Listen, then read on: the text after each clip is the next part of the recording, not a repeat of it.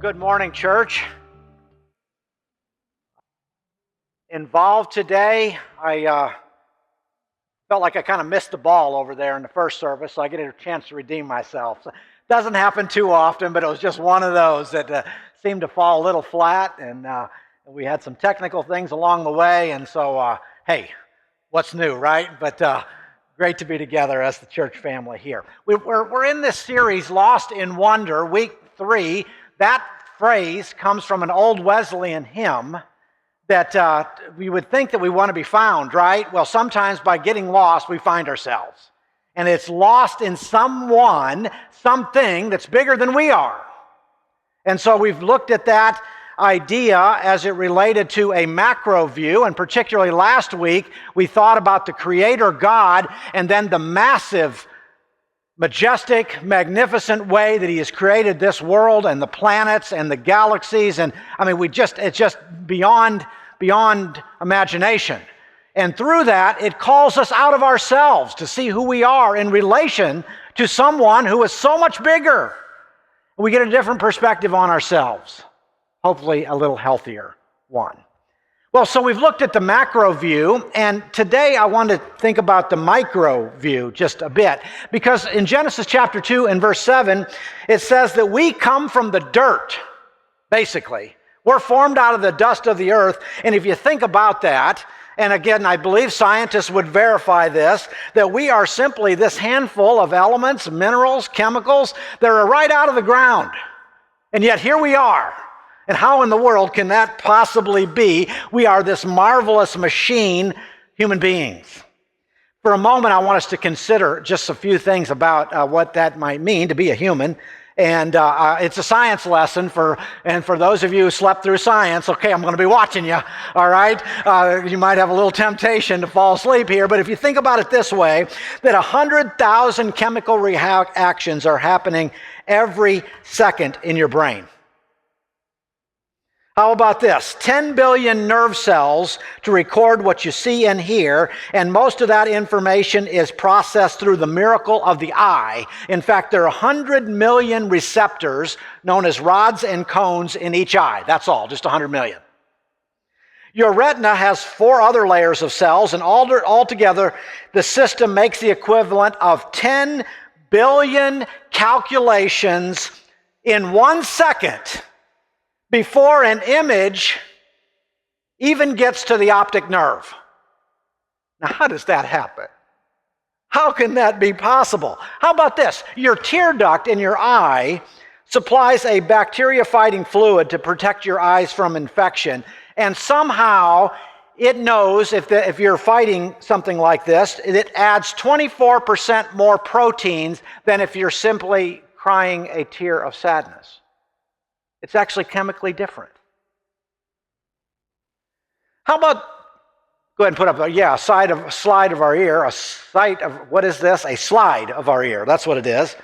And how can it possibly translate sound waves into meaningful speech and sound so that here we are, at least most of us are understanding what I'm saying, if I'm understanding what I'm saying. Okay, you're getting most of it at least, right? And we're all kind of hearing the same thing. How can that be? How can we actually be tuned in that we somehow are registering this in our ear, it's getting into our brain, it's getting translated in such a way that we have this commonality in terms of language? Imagine the other systems in the body for just a minute. Touch, taste, smell. We haven't even talked about any of those. How about this one? How about the emotional state? Most of us have some idea of how we might feel this morning. A little agitated, a little exasperated, a little maybe joyful, maybe a little glad, maybe a little sad, maybe a little tired. We kind of have those, and we can assess our own emotional state. How does that work? That we actually have the ability to do that. And part of our brain is regulating matters that are voluntary and coordinates it and all these thought process, and other parts of our brain are doing involuntary process, and they're all going on at the same time. Because let me ask you a question: how many of you have thought about your glandular secretions this morning? Okay, or how about this, your digestive system, or at the rate at which your heart is beating? We don't even think about this, and your system is working. In one day, your heart will beat 100,000 times. Tell me what else is working that well. Okay? That's just amazing. And I got a question for you. How does your eyelid know when to blink? Okay, but it seems to. And what about that heating and cooling system, the HVAC system you've got within your body? How does it accidentally happen that your body could speed up its heart rate to the proper speed to increase the oxygen when you need it and then slow it down when you don't need it? So when you exercise, it speeds it up, and other times it slows down. And then there's that 1 square inch of your skin that has about 625 glands, 19 feet of blood vessels, and 19,000 sensory cells, working all in coordination with the brain through these involuntary processes, all to keep you at about 98.6 degrees. Everybody comfortable? Within just a couple of tenths. It's magnificent. Now, I've got one more question for you. Well, probably a few more, but how about this one? What keeps you from collapsing into a blob on the floor this morning? I mean, isn't it your skeleton? I mean, there you are. Some of you are in prayer. Okay, there he is. But what is enabling you to sit in your seat and not sink onto the floor? And so we praise God this morning for our bones and for our skeleton and for this functioning system that knows how to lubricate our joints in a way that science has not yet figured out. Now, coupled with all of that, your lungs are automatically doing the right amount of bringing in oxygen, and there's this oxygen-nitrogen proportion of about 80% oxygen, or 20% oxygen, 80% nitrogen in our atmosphere that works just right for our breathing, and so this complex life just continues. How about the slide of our DNA cell here? I haven't even mentioned the complexity of human cells, but consider this: a single human chromosome contains 20 billion bits of information. Now, if you translate that 20 billion bits of information that are on this molecular cell, you would find out that that is about 3 billion letters, or 500 million words, or equivalent of about 4,000 volumes. Larry, Frankie, our librarian, 4,000 volumes of 500 pages each in this one cell. How about the slide cross-section of the cell? All types of cells within our body: skin cells, blood cells, nerve cells, brain cells, bone cells, fat cells, sometimes too many of those, many other types of cells. Each wall is selectively allowing this constant exchange to occur, and we're allowing oxygen in, and we're allowing excrete waste material out. And so we have the lysosomes that are storing the enzymes. We have the mitochondria that is the power plant of the cell, converting food into energy. We have the ribosomes that are producing proteins within the cell. And all of these cellular activities are being directed by the cell's nucleus, where the chromosomes contain the DNA instructions that determine how the cell functions. Let me ask you this. Will you agree that this is amazing? Is this not amazing? Multiply all of that together into one cell of your body, multiply it by trillions, and that we have this human body. It blows our minds, and yet in the midst of all that, there's not just the physiological, the physical side of that, but here we are, capable of abstract thinking, moral reasoning, appreciating beauty, and manipulating our environment in a way that no other species on the planet can do. Now, I know some of you are saying, yeah, but my body doesn't work all the time. And I get that, and not all of our systems are always doing all the things that we would love them to do, but I want us to suggest that when we look at Psalm 139 here in a minute, what I want you to appreciate is not to see the negative. We are so preoccupied sometimes with what doesn't work that we fail to give gratitude and appreciate all the systems that are working at any given time, which is absolutely stunning. We get so focused on our poor body image that we fail to give thanks and praise for this God who made us with this beautiful image. And so we look at Psalm 139. I quickly just want us to point out a few things. First of all, this psalm is divided into 4 parts. Well, I divided it into 4 parts, but it really logically falls into 4 parts. And it's beautiful. It is 24 verses. 1 through 6 is one section. 7 through 12 is a second. 13 through 18 is a third. 19 through 24, fourth. Now we've put those verses in our English Bibles, but it beautifully flows in the terms of this structure. That's on the front of your bulletin. Those verses are there. You might want to look at that sometime this week, because there is one big idea contained, while there are many, many details and beautiful concepts and use of language throughout this psalm, there are basically is a flow of 4 big ideas. I want you to see the big ideas very, very quickly this morning, and then I want to come back to verses 13 through 18, where we have the language that is the title of the sermon. It is poetic, it is rich, it is meaningful. You are fearfully and wonderfully made. I hope I already made that point in terms of the illustration, but let me help you see how the psalm unfolds. And the first thing it does is that it tells us that God knows who I am. And sometimes that has been used almost like God knows who I am. Oh, I don't know if I like that. But the point is not to be afraid of God. It is not, I cannot escape God's knowledge of me. That's the negative. I think we need to see it the other way around. God knows you better than you know yourself. And that is good news for you. That is good news. And so the psalmist says, "Oh Lord, you have searched me, and you know when I sit and when I rise, and you perceive my thoughts from afar, and you discern my going out and my lying down, and you are familiar with all my ways." What beautiful language of describing how God, our Lord God, knows us in and out. And it is not something that we should fear, but it is something that we should praise. He knows your actions, your words, and your thoughts. And if I think of it in terms of a human analogy, maybe the closest we'd have in human terms is a marriage relationship. And think about how even as marriages continue, you continue to discover new things about your partner. They discover new things about you. We haven't tapped into it all. Maybe we don't even know some things about ourselves, but it's saying the Lord God knows who we are, even more than we know about ourselves.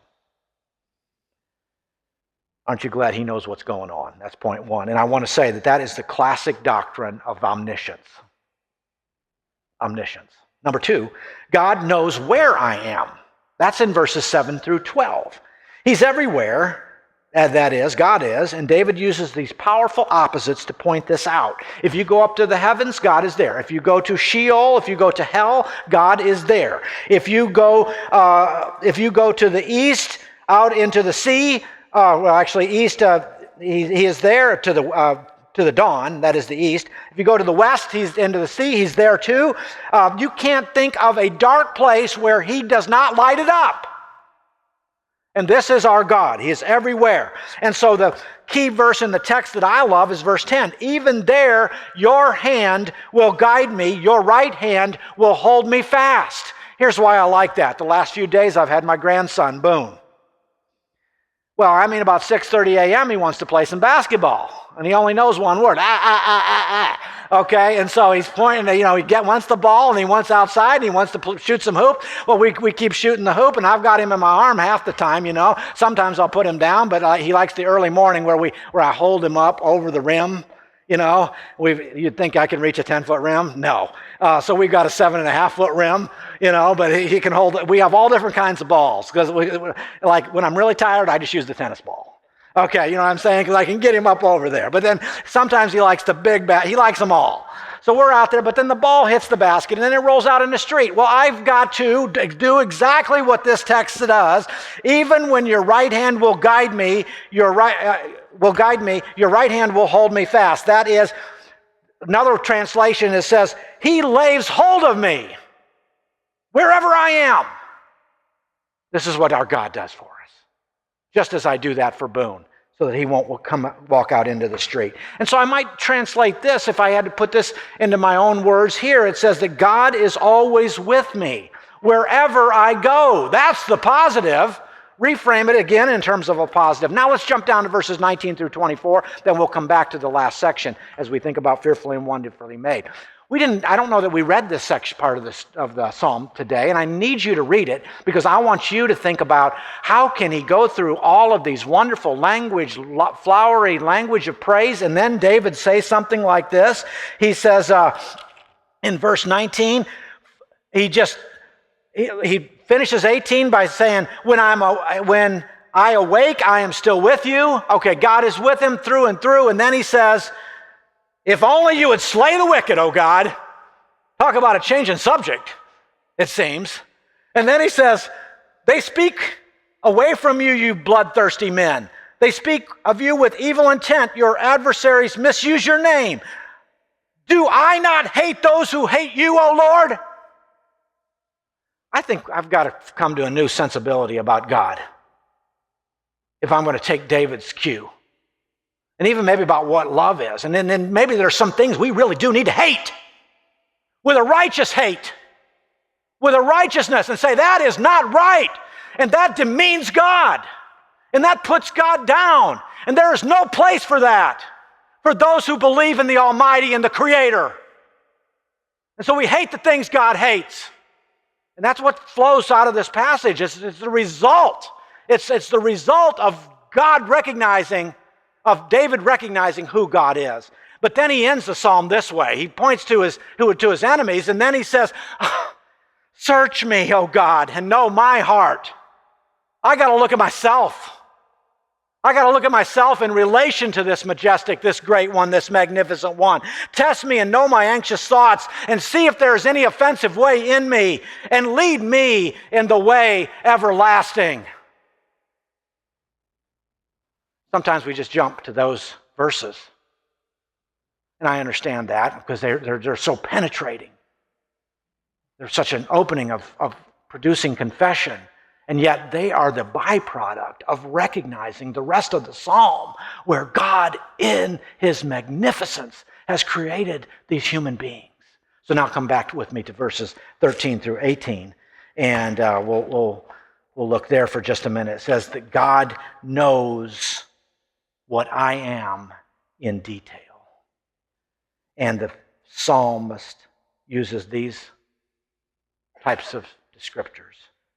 For you created my inmost being. Creator of the universe last week. Now we're looking at he created my inmost being. You knit me together in my mother's womb. What personal, intimate, detailed language that God, like a mother, knits us. I praise you because I am fearfully and wonderfully made, and your works are wonderful. Could you say that about yourself? Can you? Maybe not because you always feel that, but because of the Creator, God, who is your Father and your owner and your Maker and your Redeemer and your friend. My frame was not hidden from you when I was made in the secret place. Today we have sonograms, you know what I mean? So we have sonograms, and so I don't know that there are many secret places. David didn't have the sonogram, but that's what he's talking about. When this embryo becomes this fetus, becomes this baby, and how this process takes place, and who can understand it or explain it, and we can kind of see it, and yet still the miracle of life through and through, and the tenderness of all of this language. He made it when I was woven together in the depths of the earth. I assume that means like in mom. Okay. Your eyes saw my unformed body, and all the days ordained for me were written in your book before one of them came to be. How precious to me are your thoughts, God. How vast is the sum of them. Were I to count them, they would outnumber the grains of sand. When I awake, I am still with you. Formed us, created us, made us, knit us. Such detailed design. I think what the psalmist is trying to say is God has created every part of me. We are wonderfully, fearfully, and wonderfully made. And the result of that is praise. It's praise to God. Augustine said it this way: men go abroad to wonder at the heights of the mountains. We did that the last couple of weeks as we looked at tried to see the big picture. At the huge waves of the sea, and isn't there something about being at the ocean? At the long courses of the rivers, at the vast compass of the ocean, at the circular motions of the stars, and they pass by themselves without wondering. I invite you to wonder this morning, because here's the point of the psalm. The point of the psalm is as we see ourselves, we are raised to a new vision of the magnificence of our God. At 3 weeks, the heart begins beating. At 6 weeks, the diaphragm is formed. The heart and its 4 chambers are there. The first brain waves are detected. At 7 weeks, hands, feet, arms, and legs, and all the major organs are detectable. At 8 weeks, most major body systems are in place. The brain is already so complex that one could tell whether you were right hand or left hand dominant. Are you kidding me? At 9 weeks, the baby sucks its thumb. At 10 weeks, the baby has fingerprints. The very thing that distinguishes one human being from another human being is detectable based on our fingerprints at 10 weeks. At 12 weeks, the baby has taste buds. You are fearfully and wonderfully made. You are fully known and fully loved. Give praise to God for what He has done in us.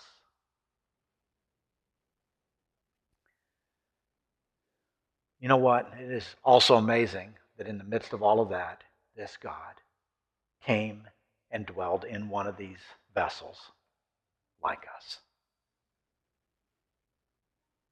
Doesn't that make you wonder?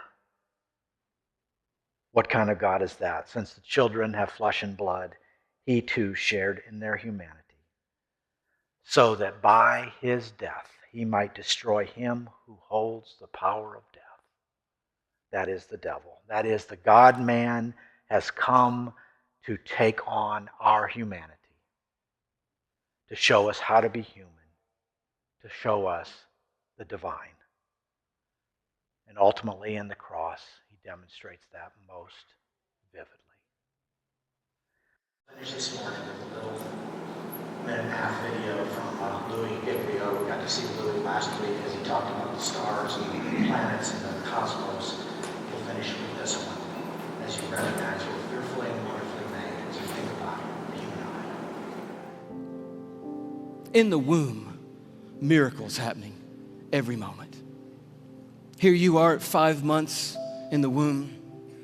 You remember those days? Those were the good old days. And just miracles happening every second. Let me tell you about one. 1 million optic nerve endings left the optic nerve center of your brain in the womb, headed for 1 million optic nerves that had left your eye. And they had to meet and match their exact partner, 1 million looking for 1 million. And when they found their exact partner out of 1 million and matched up together, in that instant you had sight. And anyone would tell you that to this moment, the most technologically advanced thing on planet Earth is your eye. Oh, but it didn't do you any good, because when that moment happened, you just had one piece of skin completely covering your eyeball. But as I read in one textbook, miraculously and mysteriously at about the 6th month, a little cutting device appeared and it cut perfectly that piece of skin. And you had eyelids for the very first time in your mother's womb. You are fearfully and wonderfully made. And the God of the heavens is the one who fashioned you together. And he knows your name tonight. And he knows every single thing there is to know about you.